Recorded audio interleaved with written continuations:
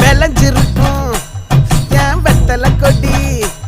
அட வளைஞ்சிருக்கும் ஒரு சன்னல் வெடி தோட்டா ஒரு கண்ணால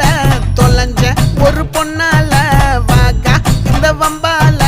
வல விரிச்சிட வந்தாளே பார்த்து வளைச்ச தேக்கு ஓம் பட்ட உடம்பு சோக்கு என்ன குத்தும் குறும்பு மூக்கு கொஞ்சம் ஓய்வை கொடுத்து தாக்கு